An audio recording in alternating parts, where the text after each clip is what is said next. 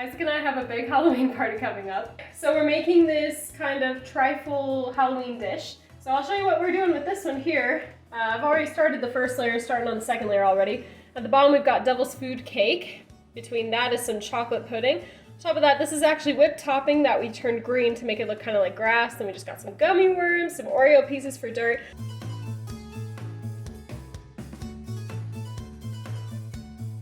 Good trick is you kind of want to smush your cake down a little bit. Not so much that it oozes out the sides, but that it kind of pats down and creates a flat surface for when you put the pudding on later. Trifle tip.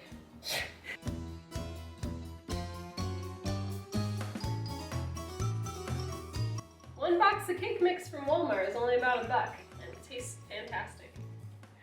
Pudding time! Second layer in our trifle dish.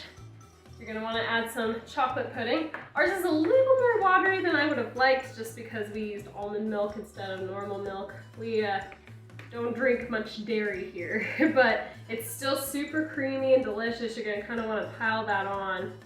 See here I've got kind of like a nice little chocolate puddle going for me. And then I'm just gonna take my spoon and carefully smooth out those edges. You wanna totally cover that cake layer so people can't see that there's cake. And that's what gives you that really nice layer in the trifle dish like we're kind of seeing here.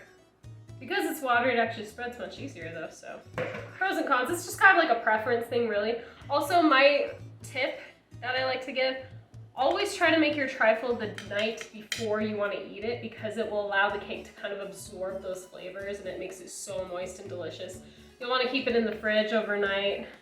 Trifle is a favorite dessert of mine. I learned how to make it when I spent some time in England. I had mostly fruit trifles actually while I was there. And their whipped topping, I'm sorry guys, I love you so much, but your whipped topping tastes like nothing. Our whipped topping is so much better. It tastes really sweet and delicious. So I prefer to use our whipped topping for this and not like clotted cream or whatever, but really you can use whatever you choose.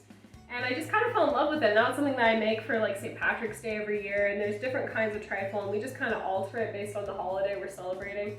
Green whipped topping is not an uncommon one for us for St. Patrick's Day, but in this case it works really well for our little worms and dirt creation we've made here. So this whipped topping is actually really kind of tricky. You want to spread it out similar to the way we spread out the pudding, but the trick is you don't want to get any of the chocolate on top of the whipped topping because that will ruin the aesthetic.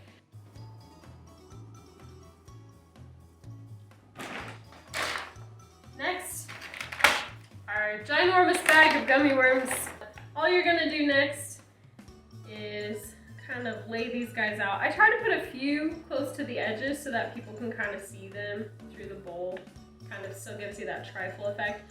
I would recommend not putting too many gummy worms in this. It's cute for aesthetic purposes, but no one wants to eat a mouthful of just like straight gummy worms. For our Halloween party, I think just a handful on top is exactly what we need.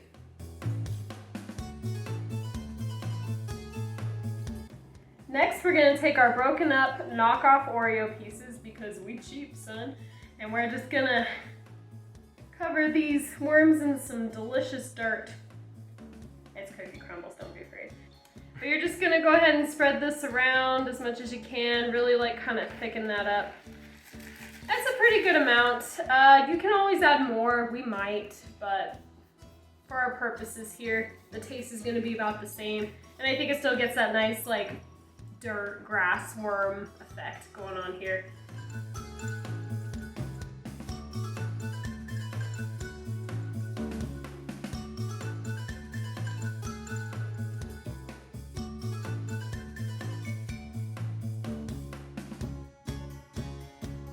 Here's our cute first little rip headstone that we made out of Milano Cookies. We're just gonna go ahead and place this cookie right into the trifle. You gotta get it kind of deep so it'll stay up, but that should hold.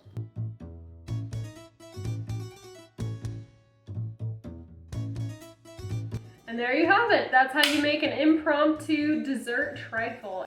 I'm sure many of you are wondering why I am wearing Christmas pajamas.